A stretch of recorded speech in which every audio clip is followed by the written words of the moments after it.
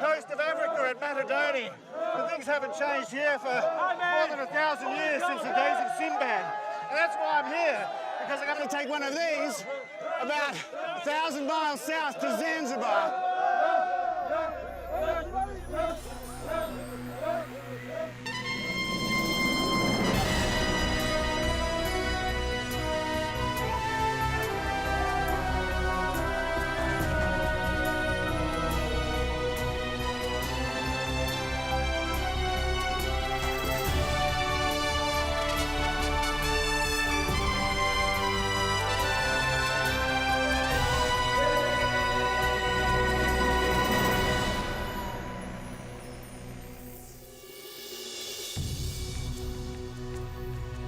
Welcome to the world of Sinbad the Sailor and the start of an amazing adventure.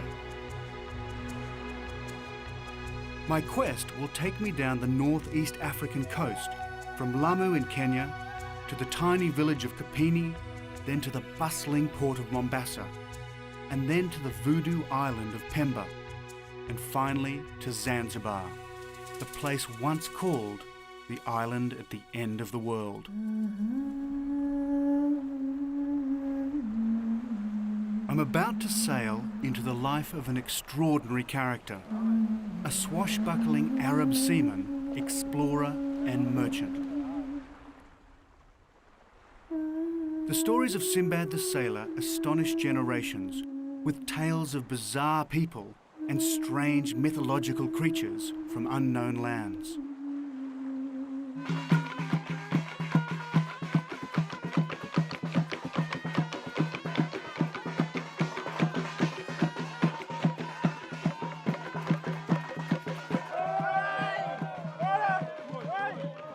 And my adventure is launched just as it would have been in Sinbad's day, over 1,000 years ago. Every man from the nearby village is here to drag 12 tons of solid teak to where she'll eventually meet the rising tide.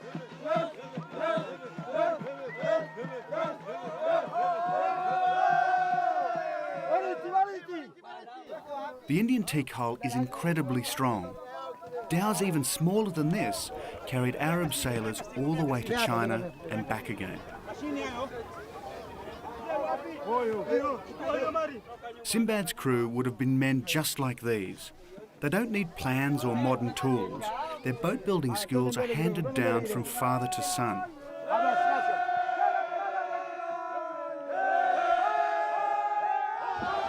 And it's a special privilege to be allowed to join them as they celebrate seamanship, strength and manhood. This initiation is vital if I want to be part of their world. Because these East African sailors are the living Sinbads of the 21st century. Without compass or sextant, they still ply the coastal trade routes pioneered during the first millennium.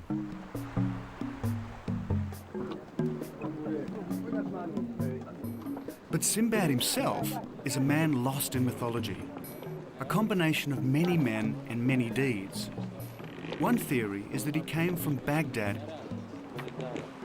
The Baghdad merchants of his day controlled the vast Indian Ocean trade route, past Ceylon, through the Indonesian Spice Islands, all the way to China. My first stop on Sinbad's trail is here in Lamu, once a fortress port protected by the Sultan of Oman. This was a medieval Cape Canaveral, a launch pad for men brave enough to step off the ends of the earth, a likely place for Sinbad to start his African adventures.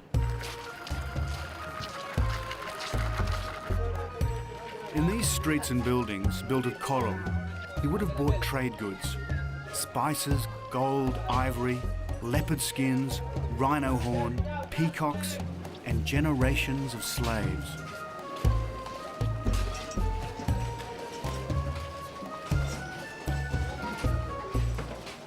And this waterfront was Sinbad's last sight of modern civilization. From here he sailed south to seek his fortune. And I want to find a dhow to do the same thing.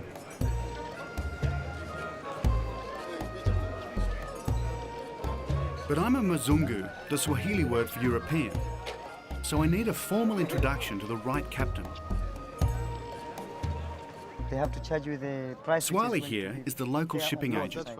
But in the end, it's up to me to bargain my way on board a dhow. Not an easy task when you don't speak the language. So it's from here, Kapini, and then Malindi, Mombasa. And here's a then on to tip. Pemba, Never try to rush business in Africa. If I'm pushy, I'll pay twice what I need for my passage or miss out altogether. 5,000 shillings. 5,000. I don't take up much space, you know. It's a big price. Can you do something better for me? He agreed he can make you for 3,500. 3,500. Yes. Okay. 3,500. That's great. Finally, the captain agrees, but he warns me to be ready to sail with the afternoon tide. He won't wait, and nothing else is sailing south for at least a week. So what I'd really like to find is an antique shop or something that sells really old things. The pressure is on. I've got just over 4 hours to find all my trade goods. I need antiques and perishable goods, such as grain and tobacco. And I have to get them at the cheapest price I can, because like Sinbad, I need to make a profit, or at least break even. This is the best in Lamu, the antique shop which we have. So junk shop Lamu, huh? Yeah, this is old shop for junks. Usually the Lamu people, they were carving the woods and making their own junks. I've always been looking for these. These used to actually be made of rhino horn, which is obviously highly illegal these days. But how old is this one? Yeah, this is the original jambea. Oh, really? From 1370. Ah, it's beautiful. Really lovely. My plan is to trade the antiques in towns where they sell to foreign dealers, such as Mombasa. Yes, And I might even keep some for myself. So if we take the sword, the knife, and like this chest, and these two, and Aladdin's lamp here. 130,000 shillings. 100. Wow, that's too much for me. He said it's very little. And here's another business tip. You've got to bargain. The louder and more creatively, the better. I'll offer him 30,000. Sema atakupatia ndio hata kama mimi ndio sio wasiwasi, lakini na wewe pia nataka umfikirie sana, kwa sababu mtu ametoka huko amekuja kwako wewe hapa, ndio atakwenda zake. Hiyo si hoja hiyo. Basi punguza kidogo, angalia, punguza kidogo basi. Hakuna kitu kingine. This is very expensive junk. He said he cannot go less than 56 for you, 500. 56,500. Yeah, 56. Rahisi, Okay. Very good. Okay. You're a You're very good bargainer. Thank you. Finally, we get there. We've got him down to half the opening price. For 56,000 Kenyan shillings, or around $500 US, I'm in business. Well, that's pretty well blown my budget as far as antiques and the things I wanted to take to Australia. So what I've got to do now is try and find a whole lot of things I can sell right the way down the coast, all the way to Zanzibar, to pay for my passage. And that's exactly what Sinbad did almost 1,000 years ago. Swahili is waiting for me here at the grain store.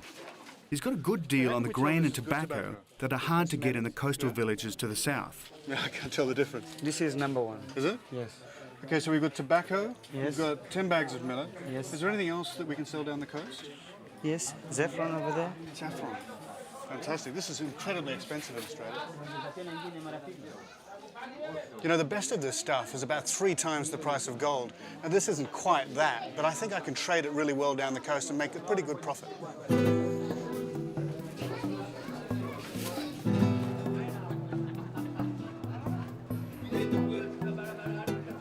The dhow crew is happy to earn an extra tip by getting my goods down to the waterfront. I'm glad I don't have to find my way through this maze of streets with all this stuff alone.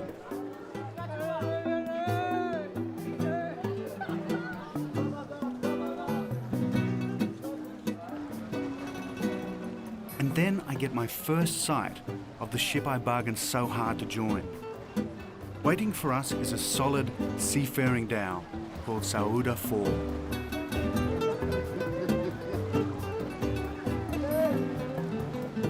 We start loading, and I experience a flash of excitement.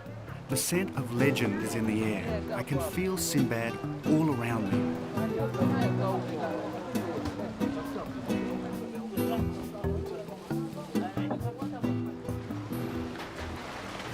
this isn't actually all my stuff. I've only got about 700 kilos.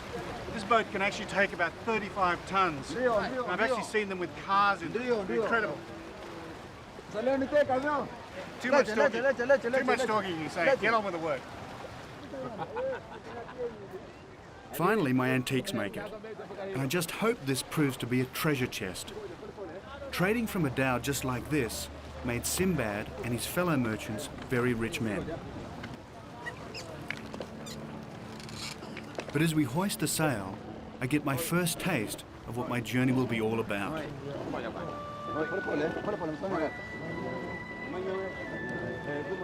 There are no mechanized winches here.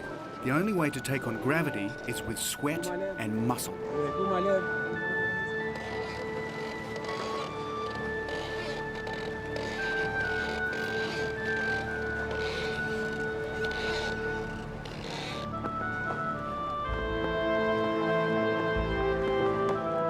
Finally, Sailrope 4 is underway.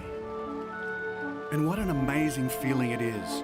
The great changes in the course of civilization all started like this.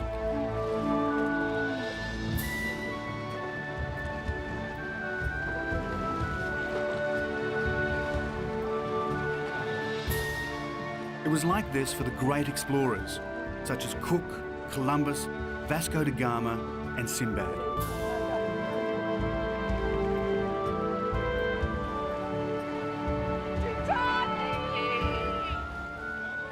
As we clear the harbour, I experience the intoxicating prospect of the unknown.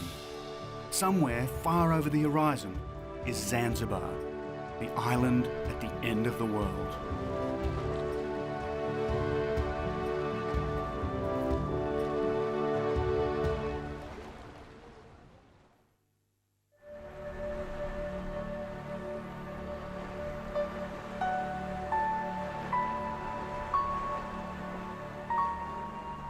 Two hours down the East African coast, and the Sailrope is cruising on a smooth monsoon breeze.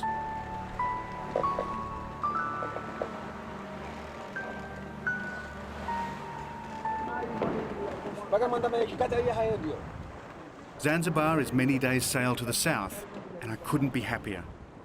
But I'm aware I'm being sized up by my captain. They call him Ali Boss, and he wants to make sure I'm not a liability at sea.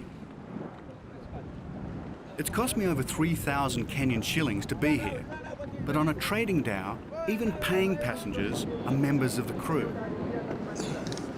There's an unwritten rule here on the Sailrope that everybody mucks in and actually pulls the ropes, puts up the sails. Even if you're not an expert, like me, it's the effort that counts. And Ali Boss expects nothing less. He's been sailing and trading for 30 years. And like the Sinbad of legend, he started from scratch.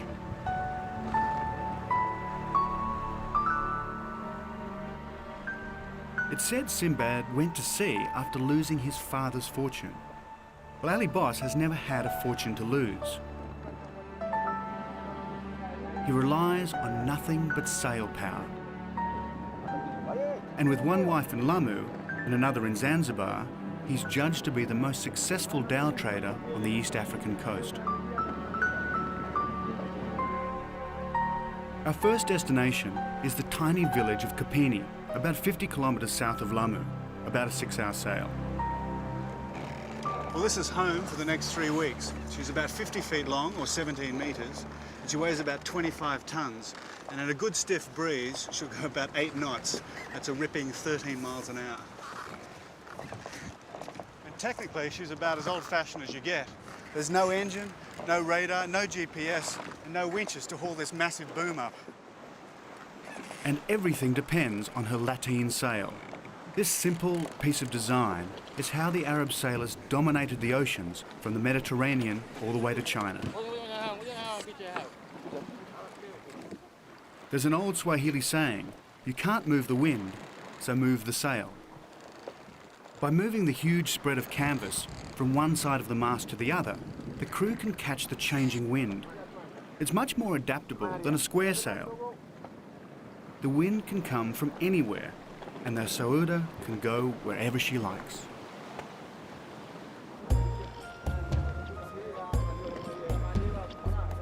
and I figured that a picture of this giant wind machine from atop the mast would be a classic.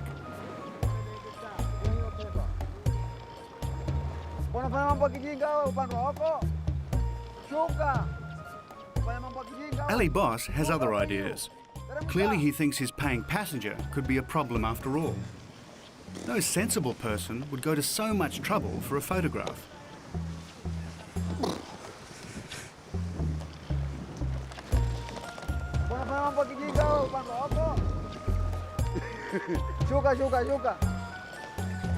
It is my profession, and I did ask permission, but I guess he thought I was kidding.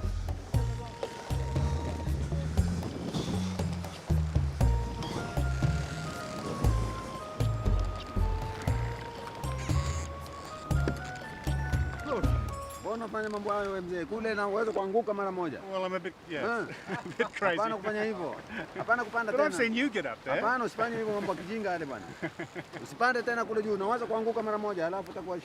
more time. No.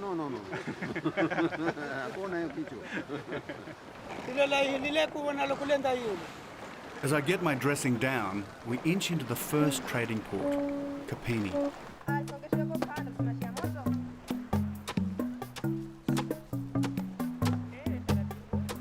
150 years ago, these people would have been part of the slave trade.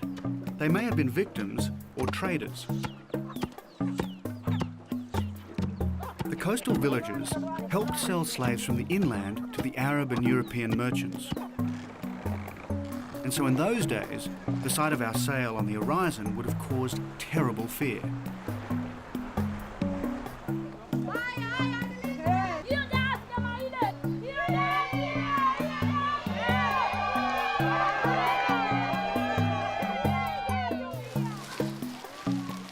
But today, we're very welcome because we've got what they want, sacks of grain.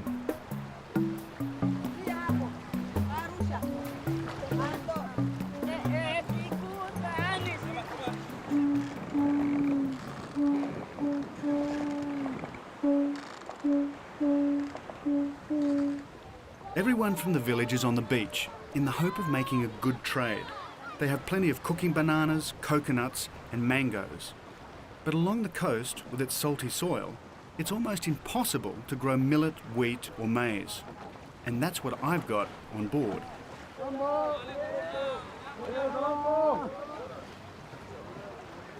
And so with Ali Boss keeping a sharp eye on proceedings, it's time for me to take on the locals.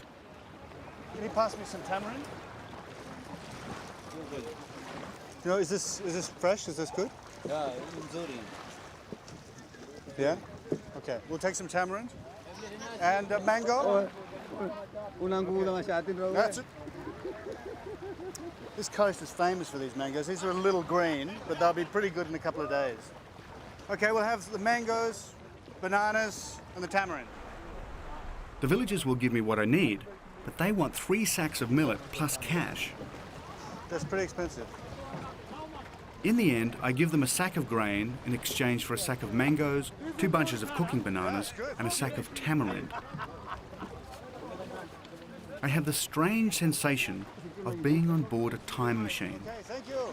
Nothing has changed in over 1,000 years. Santa Sana. The villagers head quickly for shore, maybe too quickly. Well, I'm not sure if I've been ripped off or not, but I think we've done pretty well. For a bag of maize, we've gained a whole lot of fresh food. That's not going to be tradable for me, but it's going to be very good for the crew.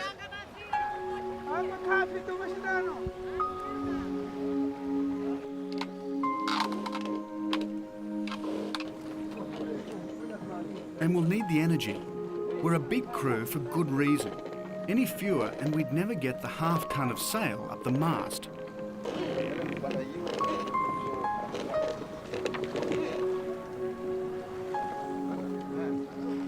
Mombasa is around 200 kilometres south. With a good wind, it should be an easy sail. But with no engine, no compass, and uncertain weather, we are literally sailing into the unknown.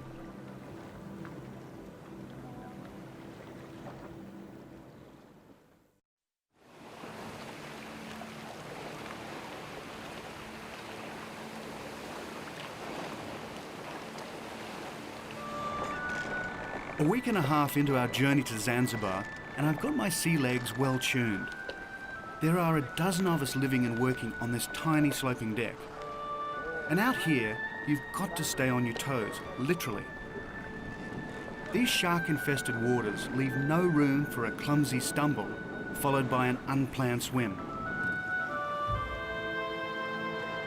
We're 2 kilometres or just over a mile off the East African coast, between the tiny village of Kapini and Mombasa.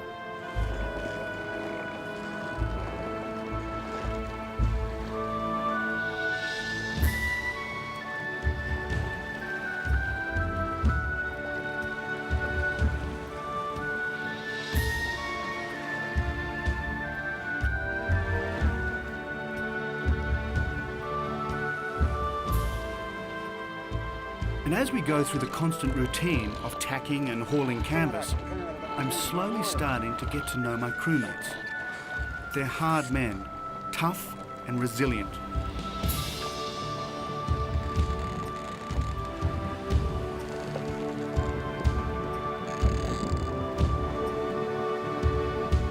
This alley boss lookalike is called Captain Makora, or Cheeky Monkey. He's 60, and as helmsman, he navigates using nothing but the skyline and the sun. He went to sea at 5 as a cabin boy. Muni is 32. He's a Kikuyu tribesman from Mombasa. He's been at sea for 10 years and has just saved enough money to get married. The oldest man on board is Ibrahim Salim. He's 80 and has spent most of his life as a fisherman. Now he's assistant navigator and elder statesman. He no longer likes to go ashore, but he's got 2 wives and 5 children aged between 20 and 50. And here's an important man. Ali Ahmed is the cook. He's 30 and has worked all over the world. And he and I are about to make ourselves very popular.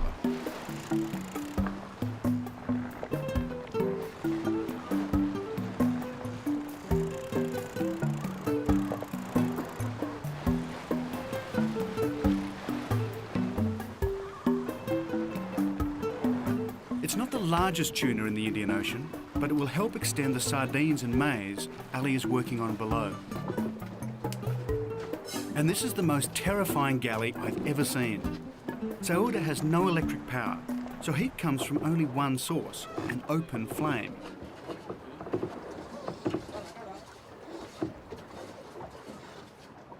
It seems insane on an all-wooden dhow that has no fire extinguishers. But Ali is completely relaxed. Down here amid the smoke and stinking bilge gas, he works miracles. Every 5 hours in all weather, he whips up food for 12 hungry men. It's pretty simple. Spicy fish on a bed of maize. In your supermarket, these would come in cans. But out here, off the African coast, they're absolutely fresh and delicious. And they go very well with a maize meal boiled with water. This is the staple along the coast. It's a little like mashed potato, very filling. You like this? Yeah. And what is their name? The small fish? Motif is Simsim. Simsim. Yeah. We call them sardines. Sardine. Or whitebait, maybe. White. Whitebait. Good, yeah? No, very good. This like, whoa.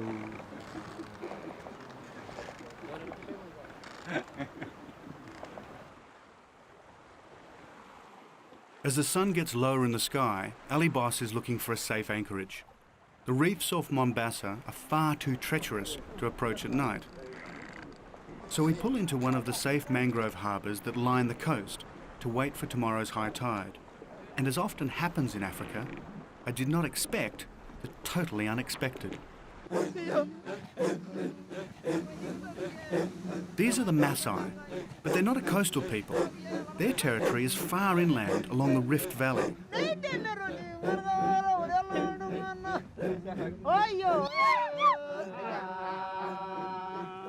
So it's strange to see them so far from home. It turns out they're young warriors working as security guards on the coast.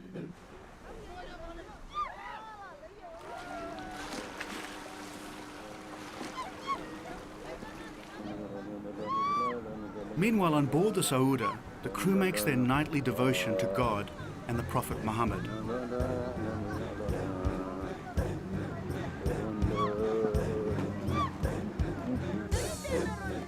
The two events are like a short course in the history of the East African coast. Ashore you have ancient Africa, the culture plundered for centuries, 8 million slaves, tons of ivory, spice and gold.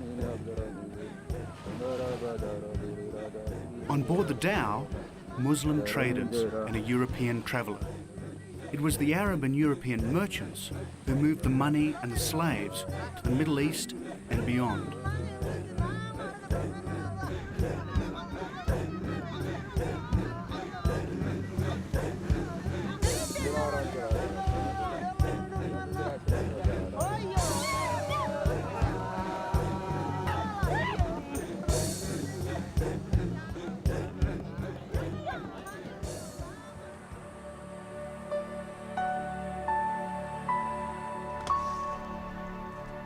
The following day, we cruise out to catch the northern monsoon.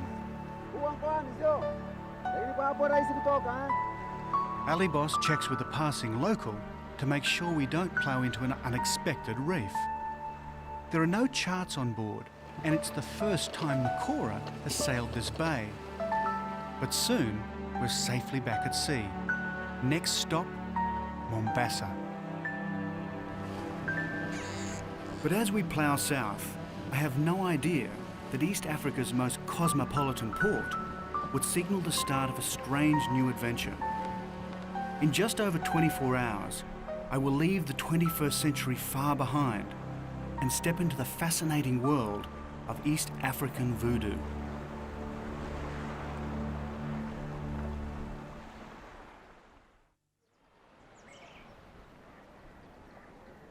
Mombasa at last. After 2 weeks at sea, we sail in under the looming 16th century guns of Fort Jesus. Through this rifle port, the Sauda looks as if she's sailing on a map of Africa. And in a way, it sums up the clash between Islam and Europe that dominated this harbour.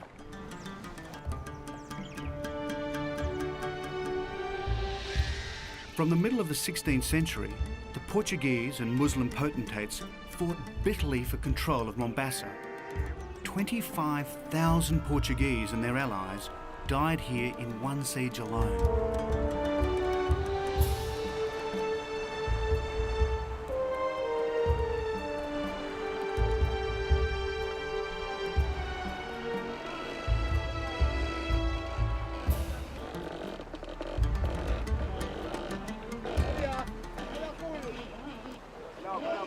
Today, Mombasa is a central trading terminus for dhow captains trading south to Zanzibar and north to Somalia and beyond.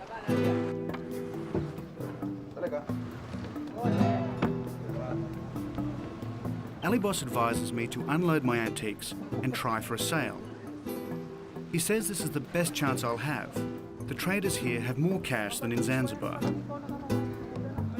Meanwhile, he loads goods to sell on the Voodoo island of Pemba.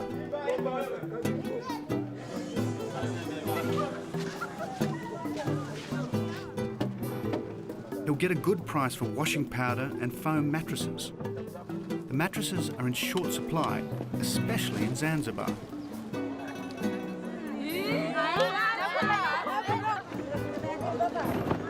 As we thread our way through the main market, I think of Sinbad the trader. He would have spent his life just like this, a stranger in a strange land, living off his wits the best way he could. See, I don't know when I bought them in Lamu if they're good pieces or not, or whether I... And I'll need to be on my toes to outwit this man. Jimmy Doty is the most famous trader in Mombasa. Quite reasonable. Yeah. It's okay. Many of the African artifacts you see in your local curio shop probably passed through his hands. 50,000. See, I paid 56.5. But anyway, how you want cash or you want to barter? Change. A butter actually would be good because these masks are really beautiful. Yeah. Maybe take Okay. some Then of you those. do like this. I'll give you one price, 70,000, and we change with the mask. Okay. Next afternoon, we're heading south. Sailing under the guns again, you can see how easy it would have been for the traders of Sinbad's day to renege on a deal. As he was leaving, they could have just blown him out of the water.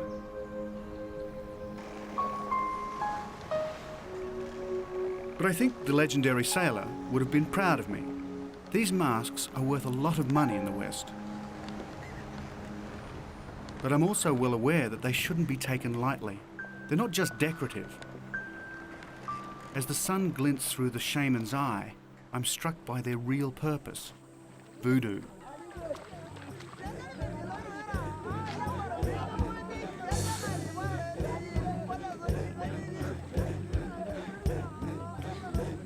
Two days later, we're coming ashore on the island of Pemba. Magic is still practiced here, and Ali Boss has agreed to be my guide. For centuries in Africa, voodoo has mixed uneasily with Christianity and Islam, and little in the mixture has changed.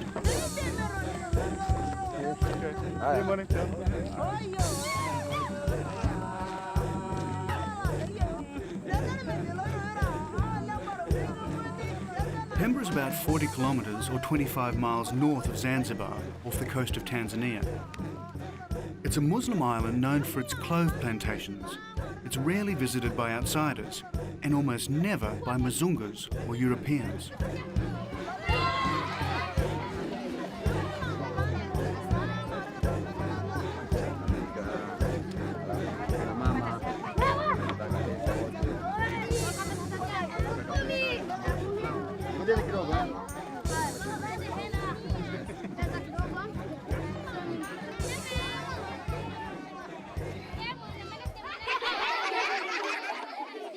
And as I take portraits of these children, it's hard to connect their innocence with a common perception of voodoo.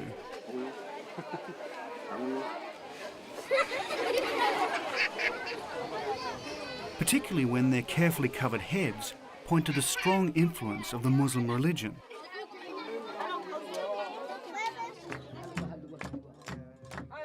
But this unique East African version of ancestor worship is taken more seriously than Western medicine.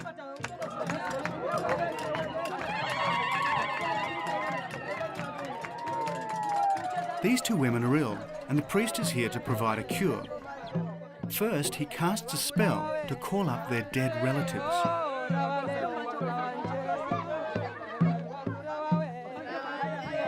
Then he sprays the village with magic water to clear the way for the arriving dead.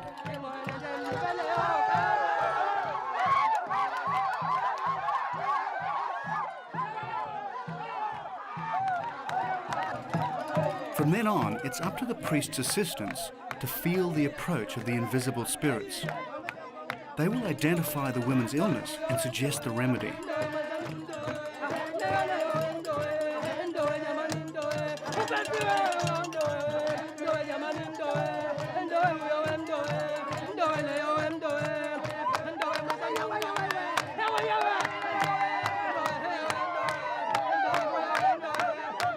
Soon the women are possessed. Their ancestors are present. The priest works hard to make the spirits present their diagnosis. What's making the women ill? How should they be cured?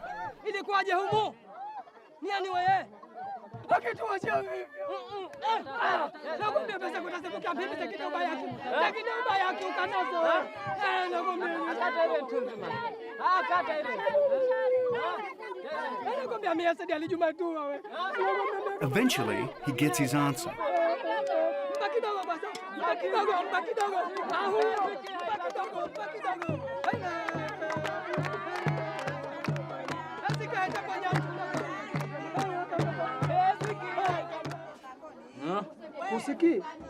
Back inside their hut, he writes the cure in his own blood.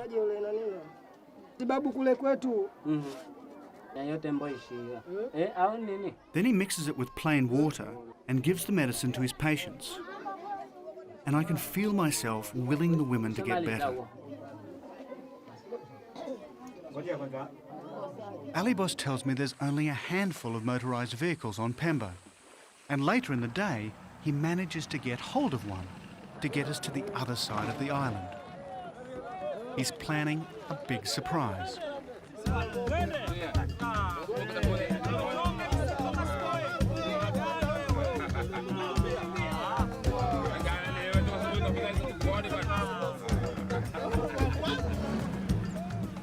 Somewhere up the road is something I'd never expect to see in Africa, a bullfight.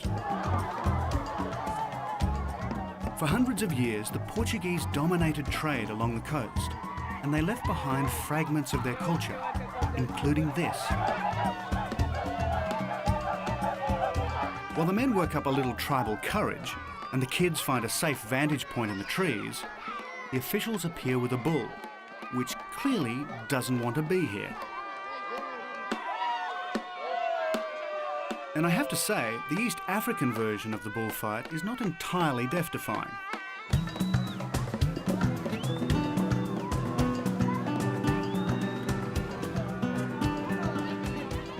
He has a go at the rattan carpet and runs away.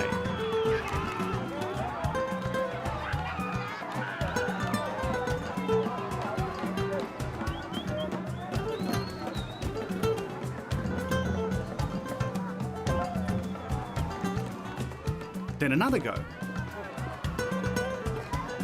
Another go. And off again.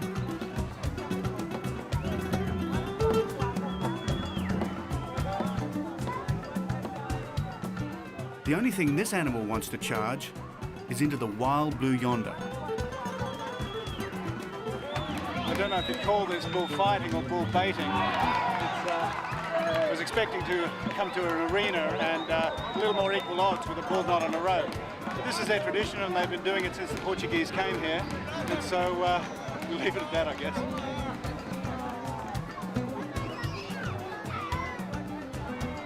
But at least you know the bull won't be hurt. It's far too valuable to the village for that.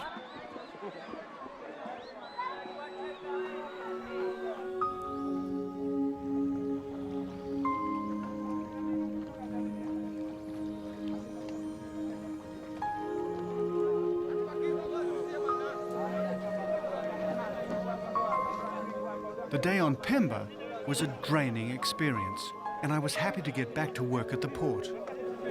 It's a relief to meet up with the rest of the crew and our freshly patched sail. Ali Boss has agreed to help me sell my 10 remaining sacks of millet and maize. And he has to be tough about it though. A shipment has just come in from another dhow.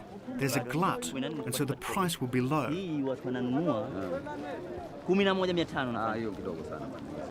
But I think he's got the measure of the local shipping agent.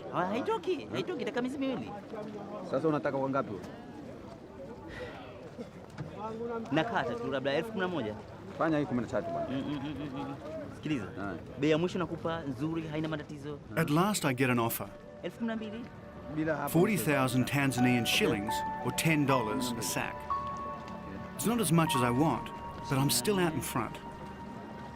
Now all I have to do is unload the rest of my goods in the mystical port at the end of the world.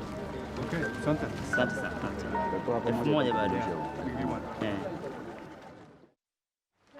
Mwakaribisha Kenya wetu hakuna matata. Kenya mti mzuri hakuna matata. Dawn on the Voodoo island of Pemba. After 48 hours on the island of magic, the crew of Sailrope 4 are anxious to make the final push to Zanzibar. Matata.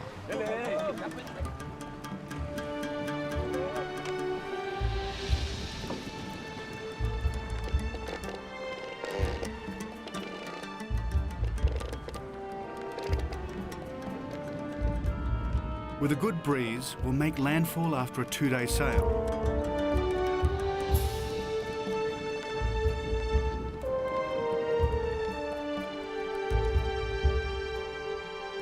And as I enjoy the warmth of a new day, I think about the tales of Sinbad. I have no doubt that he too experienced voodoo. And still today, there are so many things about Africa we don't understand.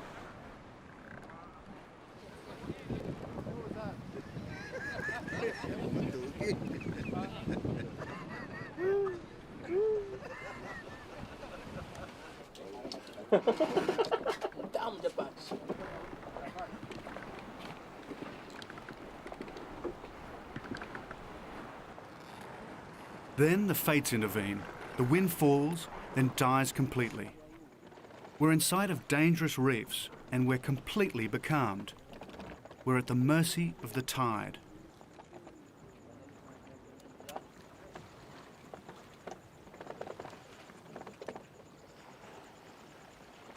When it turns in a couple of hours, we'll be pushed helplessly back to land.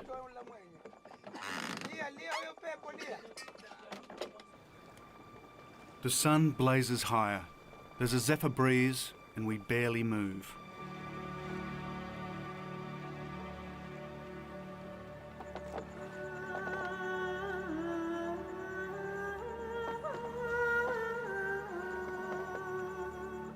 On board, the heat is oppressive. It melts all desire to make an effort, even to talk.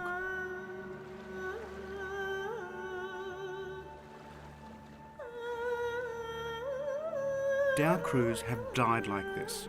Becalmed for weeks, they have perished of hunger and thirst.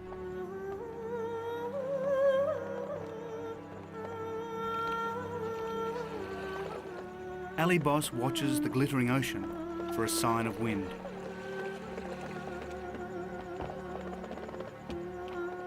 The hours dissolve into each other, and I write to take my mind off things. Remember, we have no radio, no engine. We could be out here for days.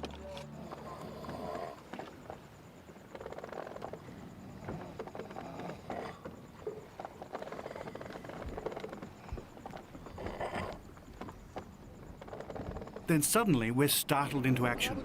The boys have seen the ocean rippled by wind, and the canvas fills with power.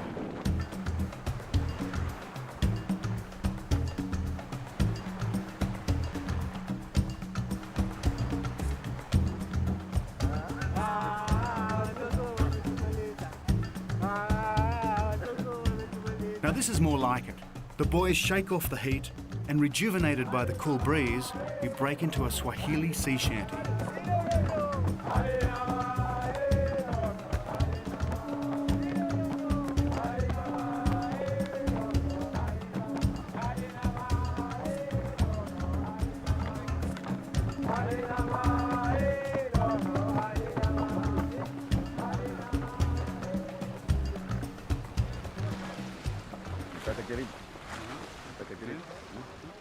The next day, a really special moment for me.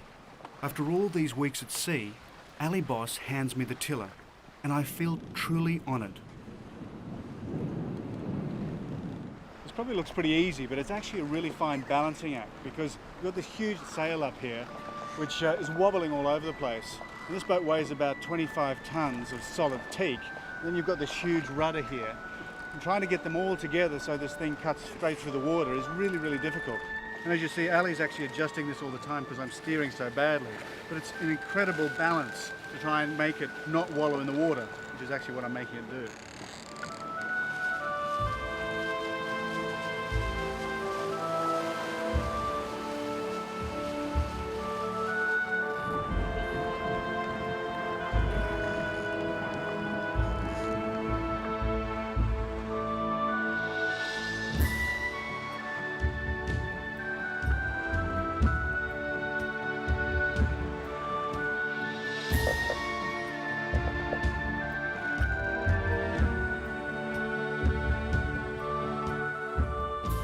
Zanzibar is just 20 hours away, but it's also a place that goes thousands of years back into time.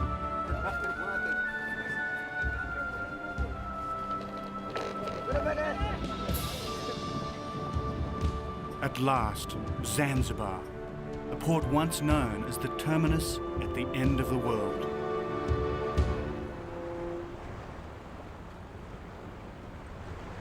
From the time of the Egyptian Empire, traders from Arabia, India, Indonesia, China and Europe came here to pick up their cargoes. Spices, gold, ivory, and the millions of slaves.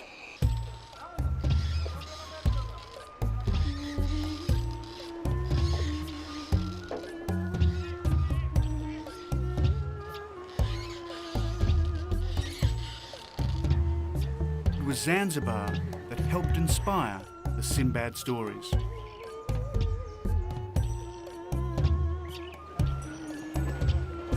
And judging by this thick jumble of dhows, it's clear that the Sinbad ethos is alive and well at the dawn of the 21st century.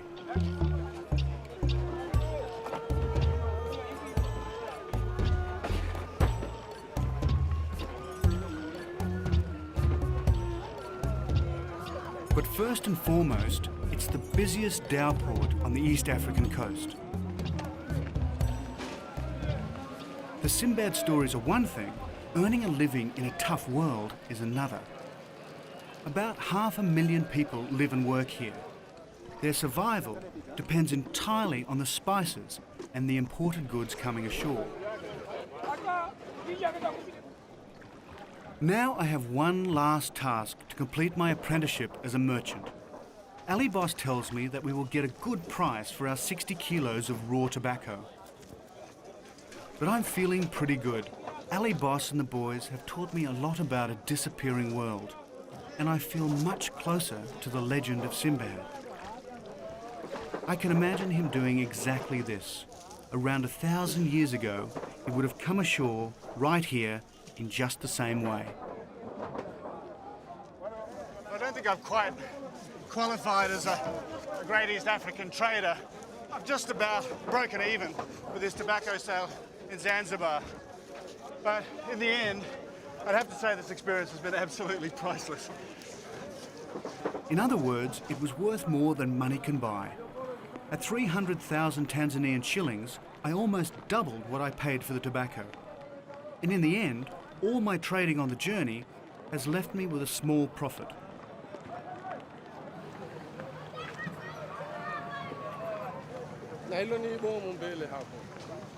It's my last night ashore with the boys, and I'm anxious to repay their generosity and friendship.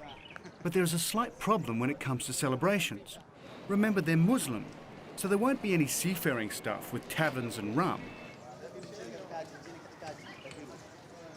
Instead, they insist I follow them through the old port to their favourite haunt. This place, Zanzibar's open-air food market. Not exactly what I had in mind, but they say it's magic, and it is. And this stuff is so delicious. It's caught every day, and they just put it out here in all these different stalls. It's just the most fantastic seafood. Then we say our goodbyes. Next stop for Sauda 4 is the coast of war-torn Somalia. I don't know when we'll sail together again, but they've taken me on a fantastic voyage.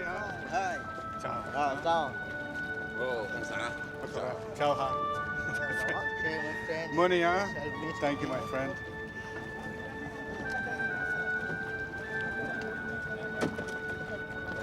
Ciao. Thanks to their professionalism, I understand the legend of Sinbad. Like Davy Crockett or Robin Hood or Daniel Boone, Sinbad is part of myth and part of reality, an amalgam of many men and many deeds.